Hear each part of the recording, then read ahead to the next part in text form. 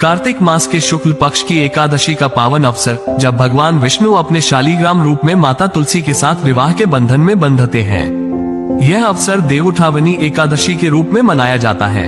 तुलसी भगवान विष्णु को इतनी प्रिय है कि उनके बिना वो कोई भोग स्वीकार नहीं करते। किंतु क्या आप जानते हैं कि तुलसी पूर्व जन्म में एक कन्या थी जिनका नाम था वृंदा। वृंदा का जन्म राक्षस कुल में हुआ था, परंतु बाल्यकाल से ही वह भगवान विष्णु की परम भक्त थी। जब वृंदा विवाह योग्य हुई तो उनका विवाह दानव राज जलंधर से संपन्न हुआ, जो समुद्र से उत्पन्न एक पराक्रमी योद्धा थे। वृंदा भी अपने पति के प्रति अटूट प्रेम और निष्ठा रखती थी। एक बार देवताओं और दानवों में भयंकर युद्ध छिड़ गया। जलंधर युद्ध के लिए जाने लगे तो वृंदा ने उनसे कहा, स्वामी, मैं आपके विजय के लिए व्रत और पूजा का संकल्प लूंगी। जब तक आप नहीं लौटेंगे, मैं अपना संकल्प नहीं तोड़ूंगी।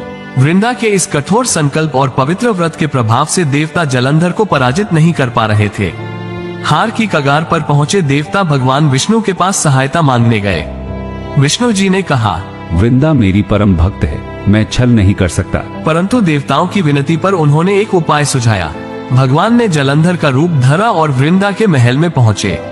वृंदा ने अपने पति के वेश में भगवान विष्णु को देखा और तुरंत पूजा छोड़कर उनके चरण स्पर्श किए।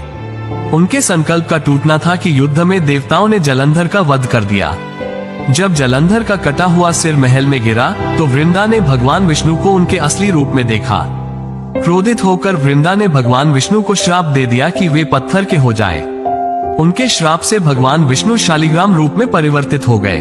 देवताओं की प्रार्थना पर वृंदा ने श्राप तो वापस लिया, परंतु वो अपने पति के साथ सती हो गई।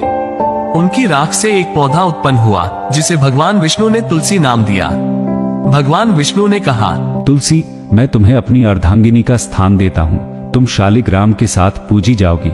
मेरे किसी भी शुभ कार्य में बिना तुम्हारे भोग के कुछ भी स्वीकार नहीं होगा। तभी से तुलसी विवाह की परंपरा आरंभ हुई, जो आज भी हर साल कार्तिक मास की देवउठावनी एकादशी को उल्लास के साथ मनाई जाती है।